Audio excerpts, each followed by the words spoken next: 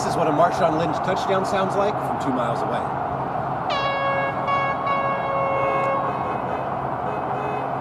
"2 miles away, and it's as if they're part of the crowd. But this was no ordinary touchdown. This was the Beastquake." Center Obamanu goes in motion right to left. Turn and handle into left side. Finds a little bit of a hole. Keeps his legs moving. He's across the 40. Midfield. 45. He's on the run. Lynch. 40. Pushes him at 35. Look at him go. He's down to 20. 15. He could go. He is going to go.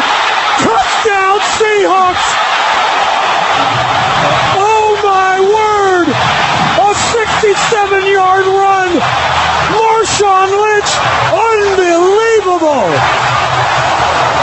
He must have knocked 5 guys down on the way to the end zone. The Beast is alive and well.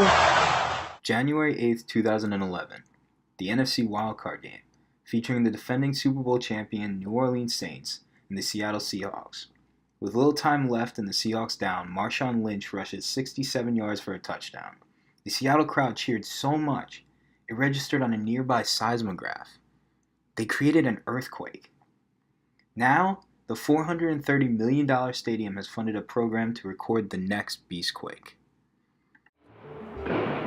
I've been all over the state, from Mount Rainier to people's basements and garages, but this is definitely the most unique placement I've ever been part of.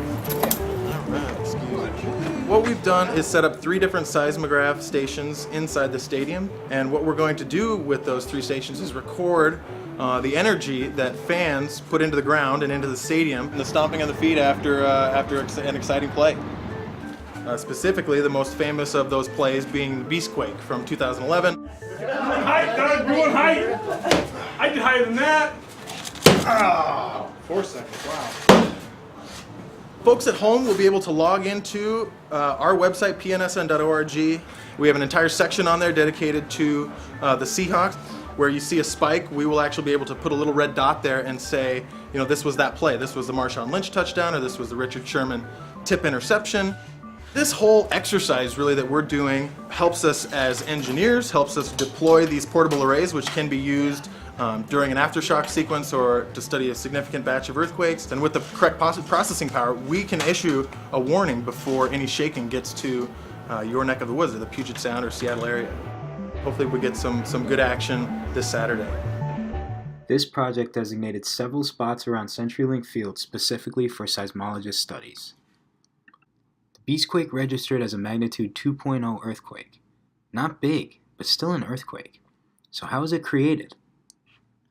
Scientists discovered CenturyLink Field was designed as one of the loudest stadiums in all sports. In fact, CenturyLink Field is in the top 2 loudest stadiums in the world. At one time in 2013, the crowd registered 137.6 decibels, louder than a jet engine. It isn't the sound that causes an earthquake, it's something else the fans do.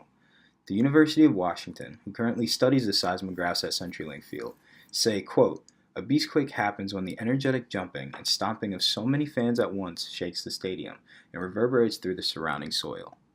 Although none have had the same magnitude as the Beastquake, earthquakes at CenturyLink Field have happened and are bound to happen again.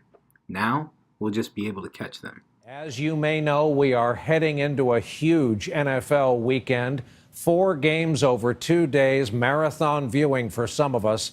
And in at least one of the 4 cities in Seattle, the Seahawks' hometown crowd is so loud they can make the earth beneath the stadium move. A seismometer will measure any localized tremors during the game, and in some cases it may register before TV viewers see the play that caused the shaking because of the built-in delay on live TV.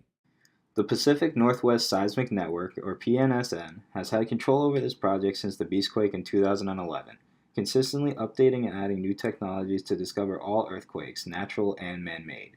PNSN has said, "We think of this as a public service both for the interest of Seahawks fans and with the hope more people will have their interest piqued to learn more about earthquakes."